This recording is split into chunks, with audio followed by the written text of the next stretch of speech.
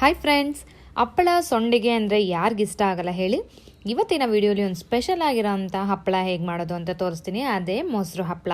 ಹುಳಿ ಹುಳಿಯಾಗೆ ಖಾರವಾಗಿರುತ್ತೆ. ಹೇಗೆ ಮಾಡೋದು ಅಂತ ನೋಡೋಣ ಬನ್ನಿ. ದಪ್ಪ ತಡ ಇರುವಂಥ ಪಾತ್ರೆ ಒಂದು ತಗೊಂಡು 1 ಲೋಟದಷ್ಟು ಹುಳಿ ಮೊಸರು ಹಾಕಿ, ಮೊಸರು ಹುಳಿಯುವುದೇ ಈ ಹಪ್ಪಳ ರುಚಿಕರವಾಗಿರೋದು.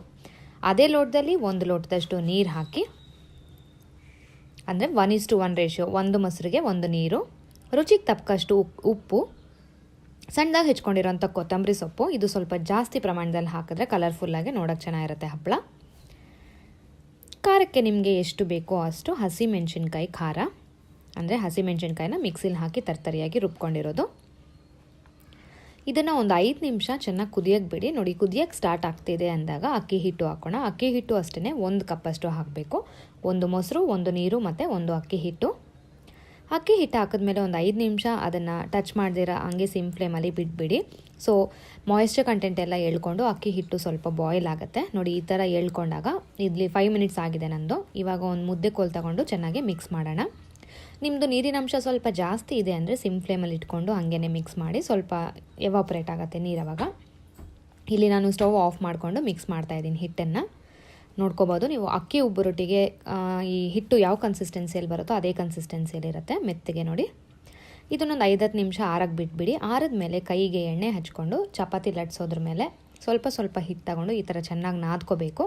ಯಾಕೆ ಈ ಥರ ಅಂದರೆ ಚಿಕ್ಕ ಚಿಕ್ಕ ಉಂಡೆ ಏನಾದರೂ ಇದರ ಒಳಗಡೆ ಮ್ಯಾಶ್ ಆಗುತ್ತೆ.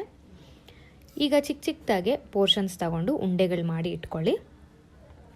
ಇಲ್ಲಿ ನಾನು ವ್ಯಾಕ್ಸ್ ಪೇಪರ್ ಮೇಲೆ ಹಪ್ಪಳ ಹೇಗೆ ಮಾಡೋದು ಅಂತ ತೋರಿಸ್ತಾ ಇದ್ದೀನಿ. ನಿಮ್ಮ ಹತ್ರ ಯೂಶ್ವಲ್ ಆಗಿ ಪ್ರೆಸರ್ ಇದ್ದರೆ ನೀವು ಪ್ರೆಸರಲ್ಲಿ ಈಸಿಯಾಗಿ ಮಾಡ್ಕೋಬೋದು. ಇಲ್ಲದೇ ಇರೋರು ನಾನು ತೋರಿಸಿರೋಂಥ ಪ್ರೊಸೀಜರ್ನ ಫಾಲೋ ಮಾಡಿ. 2 ವ್ಯಾಕ್ಸ್ ಪೇಪರ್ಗೆ ಎಣ್ಣೆ ಚೆನ್ನಾಗಿ ಹಚ್ಕೊಂಡಿದ್ದೀನಿ. ನಾವು ಪ್ರಿಪೇರ್ ಮಾಡ್ಕೊಂಡಿರೋಂಥ ಚಿಕ್ಕ ಕರ್ಡ್ ಬಾಲ್ಸ್ ಏನಿದೆಯೋ ಅದನ್ನು ಎಲ್ಲ ಜೋಡಿಸ್ಕೊಳ್ಳೋಣ ಒಂದ್ರ ಮೇಲೆ. ಇದ್ರ ಮೇಲೆ ಉಲ್ಟಾ ಇನ್ನೊಂದು ವ್ಯಾಕ್ಸ್ ಪೇಪರ್ ಹಾಕ್ಕೊಳ್ಳೋಣ. ಈಗ ಯಾವುದಾದ್ರೂ ಬೌಲ್ ಅಥವಾ ಯಾವುದಾದ್ರೂ ಸೈಜ್ ತಟ್ಟೆನ ಎತ್ಕೊಂಡು ಈ ಥರ ಪ್ರೆಸ್ ಮಾಡ್ತಾ ಹೋಗೋದಷ್ಟೇ.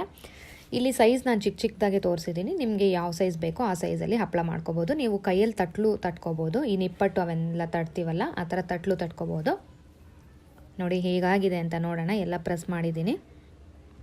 ಚಿಕ್ಕ ಹಪ್ಪಳ ರೆಡಿಯಾಗಿದೆ ಬಿಸಿಲಿಗೆ ಹೋಗೋಕ್ಕೆ.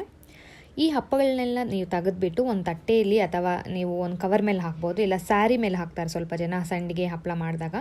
ಆ ಥರ ಆದರೂ ಸ್ಯಾರಿ ಮೇಲಾದರೂ ಹಾಕಿ 1 ಅಥವಾ 2 ದಿನ ಚೆನ್ನಾಗಿ ಬಿಸಿಲಲ್ಲಿ ಒಣಗಿಸ್ಬೇಕು. ಒಂದು ಕಡೆ ಒಣಗಿದ್ಮೇಲೆ ಇದನ್ನು ತಿರು ಹಾಕಿ ಸೆಕೆಂಡ್ ಕಡೆನೂ ಒಣಗಿಸ್ಬೇಕು. ನೋಡಿ, ಇಷ್ಟೊಂದು ಹಪ್ಪಳ ಮಾಡಿದ್ದೀನಿ. ಇದನ್ನು ನಾನು ಇವಾಗ ಬಿಸಿಲಲ್ಲಿ ಇಡ್ತೀನಿ. ತೆಳು ನೋಡಿ ಯಾವ ಥರ ಇದೆ ಅಂತ. ಸೊ ಇದನ್ನು ಒಣಗಿಸ್ಬೇಕು. ನೋಡಿ, ಇದು ಒಣಗಿರೋಂಥ ಹಪ್ಪಳ. ನಾನಿಲ್ಲಿ 2 ದಿನ ಬಿಸಿಲಲ್ಲಿ ಒಣಗಿಸಿದ್ದೀನಿ. ಚೆನ್ನಾಗಿ ಒಣಗಿದ್ದಾವೆ ಚಿಕ್ಕ ಹಪ್ಪಳ. ಸೊ ಇವಾಗ ಇದನ್ನು ಕರಿಕೋಬೋದು. ಆಯಿಲ್ ಇಲ್ಲಿ ನಾನು ಬಿಸಿ ಆಗಕ್ಕಿಟ್ಟಿದ್ದೀನಿ. ಬಿಸಿ ಆದಮೇಲೆ ಸಿಮ್ ಫ್ಲೇಮಲ್ಲಿ ಇಟ್ಬಿಟ್ಟಿದ್ದೀನಿ. ಒಂದೊಂದೇ ಹಪ್ಪಳ ಹಾಕಿ ಈ ಥರ ಪ್ರೆಸ್ ಮಾಡಿ ಫ್ರೈ ಮಾಡೋದಷ್ಟೇ. ಹುಳಿಯಾಗಿರೋಂಥ ಖಾರವಾಗಿರೋಂಥ ಹಪ್ಪಳ ಸವಿಯಲು ಸಿದ್ಧ. ಇದನ್ನು ನೀವು ಸಾರನ್ನ ಜೊತೆ ಆದರೂ ತಿನ್ಬೋದು, ಬರೀ ಇದು ಸ್ನ್ಯಾಕ್ ಥರನೂ ತಿನ್ಬೋದು, ಇಲ್ಲ ಪಾಪಡ್ ಚಾಟ್ ಮಾಡಿಕೊಂಡು ತಿನ್ಬೋದು.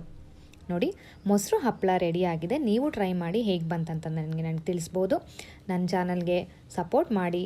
ನನ್ನ ವಿಡಿಯೋ ನೋಡಿದ್ದಕ್ಕಾಗಿ ಧನ್ಯವಾದ.